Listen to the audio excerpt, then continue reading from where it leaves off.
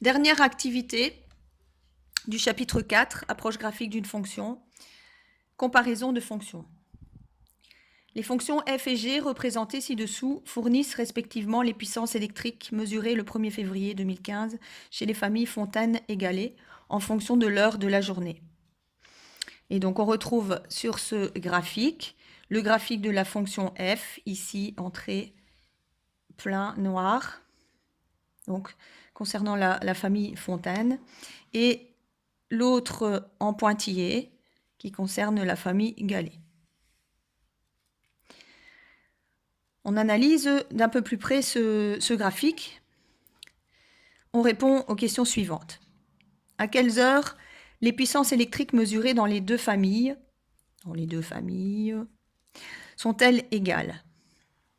Quelle puissance a été relevée à chacun de ces moments? Donc, où est-ce qu'on voit sur le graphique que les puissances sont égales? Eh bien, on va les repérer sur ce graphique, les points communs des deux courbes. On en trouve un ici et l'autre ici.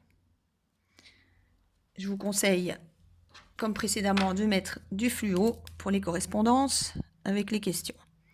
Donc ici, on retrouve un premier point commun des deux graphiques et là, le deuxième. Donc ils vont nous permettre de répondre à la première question. Donc à quelles heures les puissances électriques mesurées dans les deux familles sont-elles égales?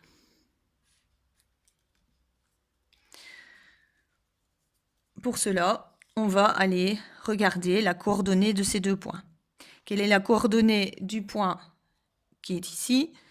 7 en abscisse et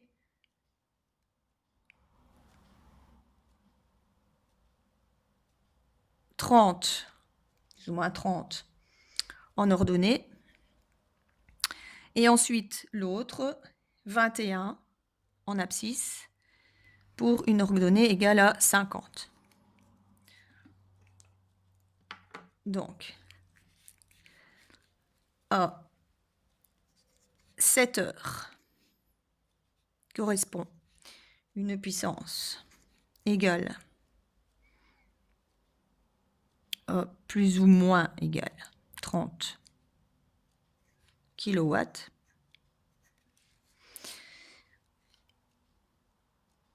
À 21 heures, une puissance correspondant à 50 kW.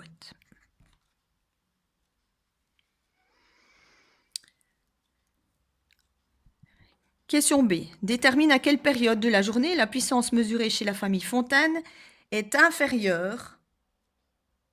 On va prendre une autre couleur. Famille Fontane inférieure à celle mesurée chez la famille Gallet. Où est-ce qu'on va les voir sur le dessin, sur le graphique? Eh bien, on va regarder où le graphique de la famille Fontane est en dessous de celui de la famille Gallet. Donc, ça correspond à cette partie-ci.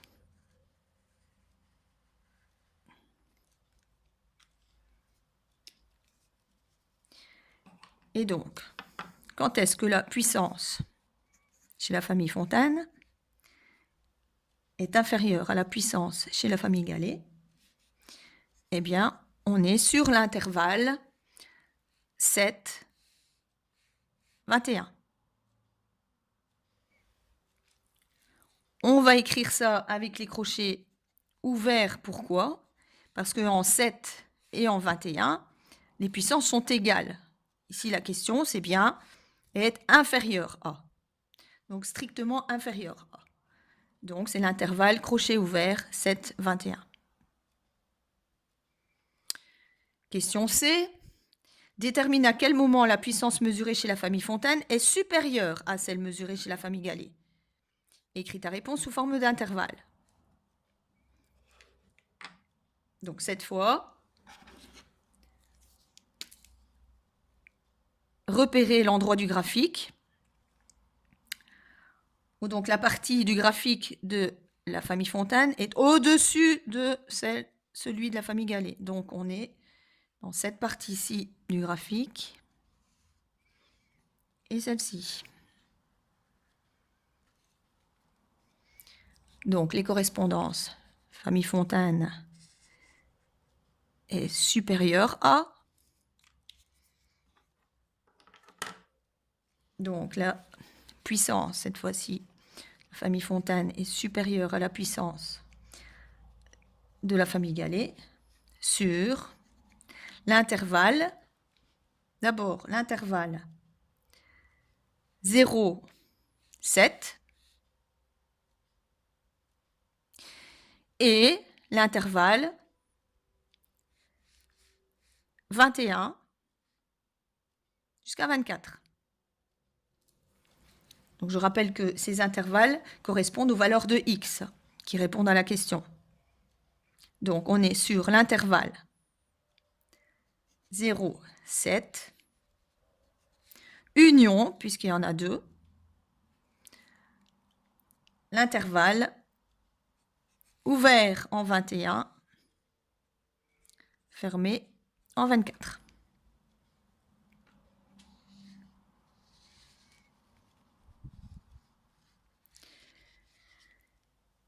Afin de limiter sa consommation électrique, la famille Gallet a installé près de son compteur un témoin lumineux qui s'allume lorsque la puissance électrique atteint ou dépasse 60 kW. Détermine à quel moment de la journée ce témoin était allumé. Écris ta réponse sous forme d'intervalle. Et donc, on va aller repérer la partie du graphique de la famille Gallet qui se trouve au-dessus des 60 kW. Donc, on va regarder sur l'axe des ordonnées 60 et regarder ici, à partir de quel moment on est au-delà de 60. Donc, on démarre d'ici, on a cette partie et celle-ci.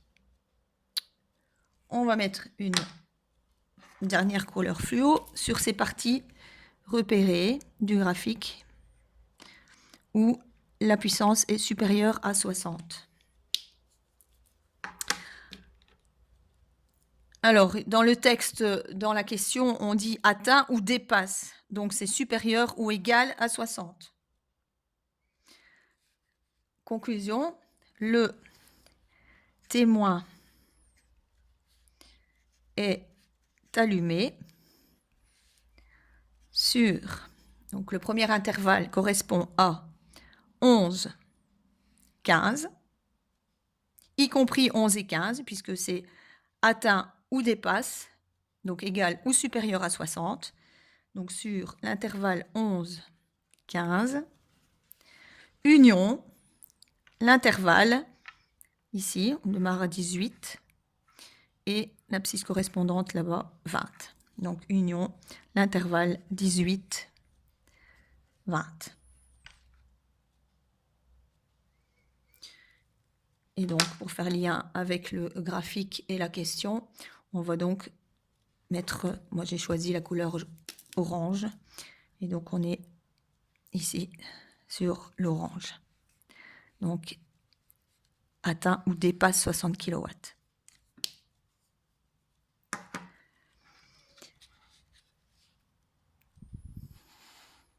On a fait des résolutions graphiques, on a analysé le graphique pour répondre à ces questions.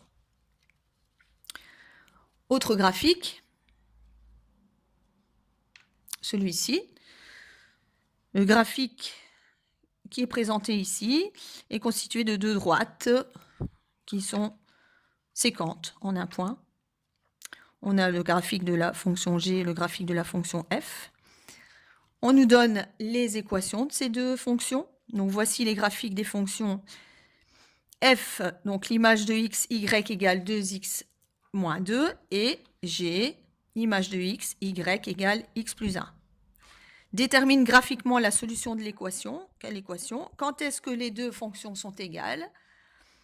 Donc, quand est-ce que l'équation 2x moins 2 est égale à l'équation x plus 1? Par le graphique, d'abord, on va vérifier la solution de cette équation. Eh bien, par le graphique, c'est tout simplement identifier, déterminer la coordonnée du point commun. D'abord, ici, des deux droites, c'est le point de coordonnée 3 en abscisse, 4 en ordonnée. Donc, on peut déjà écrire dans un premier temps le point d'intersection des deux graphiques et le point de coordonnées 3, 4.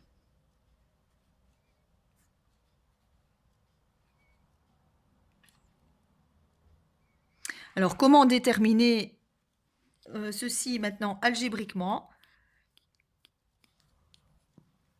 Donc, algébriquement, on va donc résoudre l'équation qui est ici.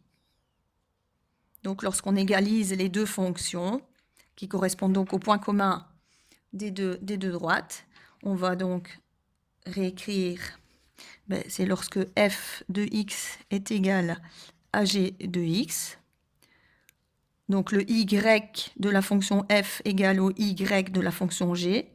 On reprend donc 2x moins 2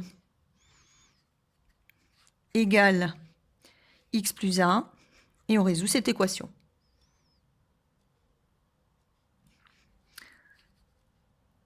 Je rassemble les termes en x. 2x moins x égale 1 plus 2. 2x moins x égale x. 1 plus 2 égale 3.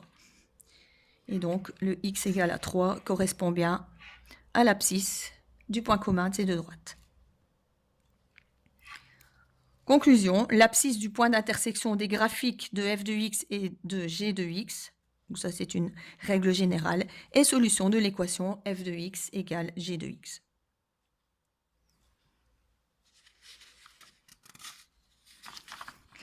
On passe à la feuille suivante et dernière de ce chapitre.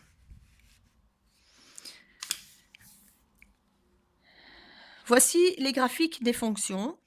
Dans le premier cas, fonction f qui applique x sur y égale x carré moins 3. Le graphique obtenu est une parabole. Et fonction g qui applique x sur y égale moins x moins 1, dont le graphique est une droite, qui se trouve ici. Déterminer les parties de R, donc de l'ensemble des réels, où, petit a, la fonction f est inférieure ou égale à la fonction g. Donc si je reprends les deux équations correspondantes, ça revient à dire trouver les valeurs de x, où x carré moins 3 sera inférieur ou égal à moins x moins 1. On va déterminer cela par le graphique, et donc montrer sur le graphique où la fonction f est inférieure à la fonction g, ça veut dire la partie de la courbe, qui est la parabole, qui se trouve en dessous de la fonction g. On va reprendre des couleurs pour s'y retrouver. Donc la partie de la parabole qui est en dessous de la droite se trouve ici.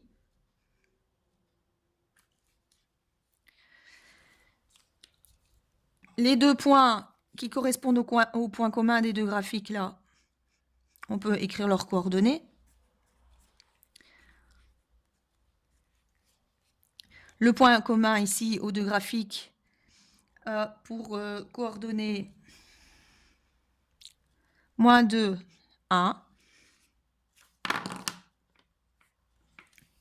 Le point commun des deux graphiques ici a pour coordonnées donc 1, moins 2.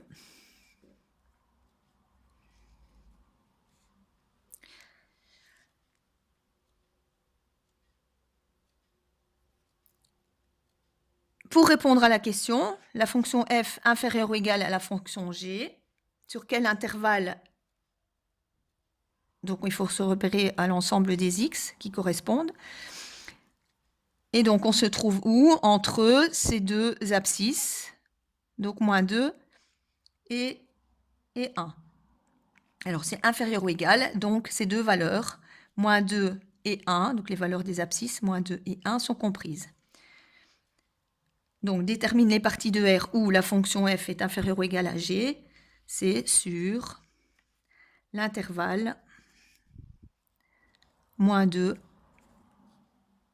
1.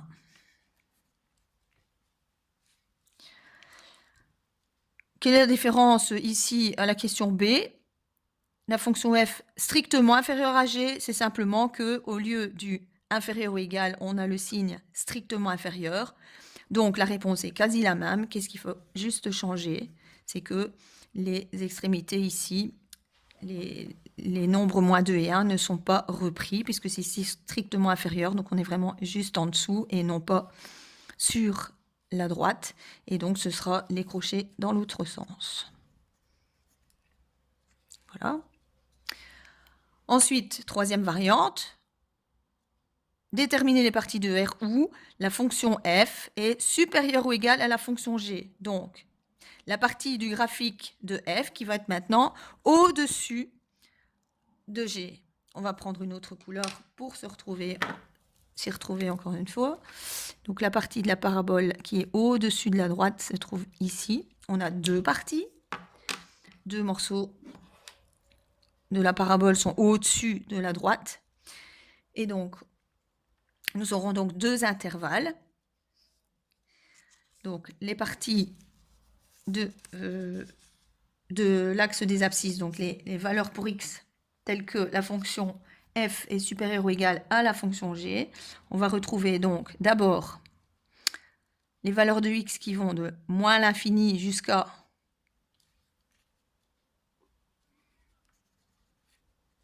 donc sur l'intervalle moins l'infini jusqu'à moins 2. Donc ça, c'est pour la partie qui est là. Les x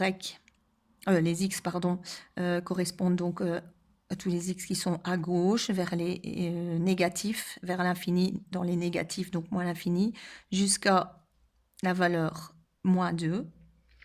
La valeur moins 2 comprise puisque c'est supérieur ou égal. Union.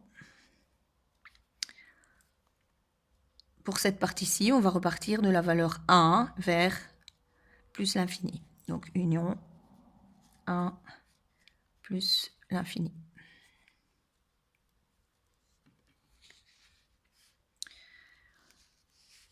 Pour ce qui est du graphique suivant, le graphique 2, ce sont les mêmes questions, plus ou moins. Les graphiques sont un peu différents. Le graphique de la fonction f, donc de nouveau une parabole, dont l'équation est y égale x carré moins 2x moins 1. Et l'autre est une droite. Le graphique de la fonction g est une droite parallèle à l'axe des x. Donc c'est le graphique d'une fonction constante, y égale moins 1. On va repérer avec les mêmes couleurs que tout à l'heure quelle est la partie de la courbe qui est en dessous de la droite, la partie de la courbe qui est au-dessus de la droite. Pour ce qui est en dessous, on va mettre donc du rose. Attention que c'est en dessous de ces droites-ci, donc là. Et la partie qui est au-dessus,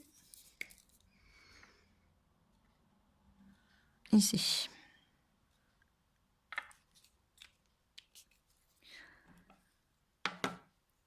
Donc, détermine les parties de R où, petit a, la fonction f est inférieure ou égale à la fonction g. On est sur l'intervalle, donc si je prends ce point-ci, dont l'abscisse est 0, et ce point-ci, dont l'abscisse est 2. Si je prends note des coordonnées des points communs de ces deux graphiques, c'est donc là 2 moins 1, et ici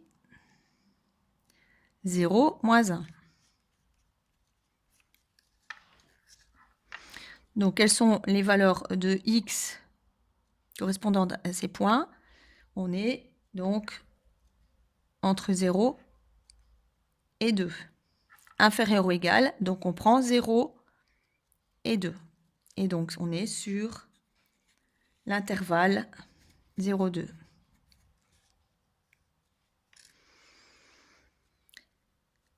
Déterminer les parties de R où la fonction est supérieure, strictement supérieure, la fonction f strictement supérieure à la fonction g.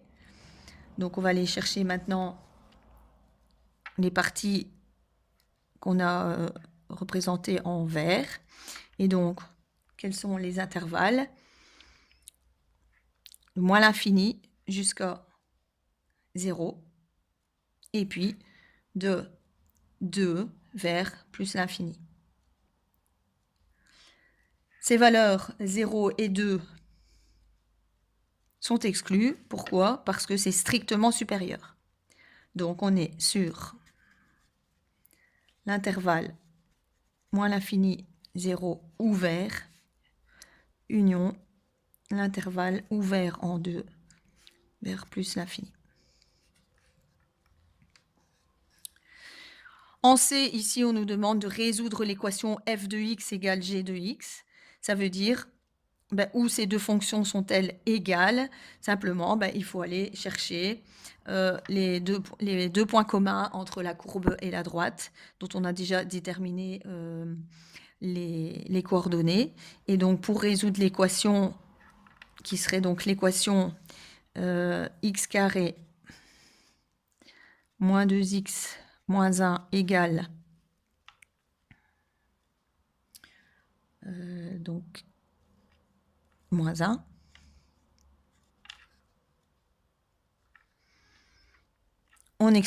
J'expliquerai plus tard comment est-ce qu'on va résoudre une équation qui est ici une équation du second degré. Par le graphique, on a résolu cette équation. Quelles sont les valeurs pour x qui conviennent? Ce sont les valeurs qu'on a trouvées ici, 0 et 2. Donc, la solution de cette équation, c'est l'ensemble des valeurs 0 et 2 pour x. 0 et 2 pour x. Effectivement, si je remplace le x par 0, est-ce que ça vérifie l'égalité qui est là? 0 carré, 0. Moins 2 fois 0, 0. Moins 1 est-il égal à moins 1? Oui. Donc, c'est bien une valeur qui vérifie l'équation. La valeur 2, 2 au carré, 4. Moins 2 fois 2, 4. 4 moins 4, 0. J'obtiens donc bien moins 1 égale moins 1. Donc, ces deux valeurs sont effectivement bien les solutions de cette équation qu'on a trouvées précédemment par le graphique. J'expliquerai par après comment on résout cette équation du second degré. Conclusion. Donc, si f et g sont deux fonctions, la fonction f strictement supérieure à la fonction g sur un intervalle, si pour tout réel a de cet intervalle, l'image de a donc, est supérieure dans la fonction f à l'image de a par la fonction g, et la fonction f sera supérieure ou égale à la fonction g sur un intervalle, si pour tout réel a de cet intervalle, eh bien l'image de a est supérieure ou égale à l'image de a dans chacune des fonctions. Une petite dernière chose, peut-être mettre en rapport nos réponses avec les couleurs. Et donc, la partie ici correspond à notre réponse là. La partie de la courbe ici correspond à notre réponse ici. On fait la même chose pour l'autre graphique. On est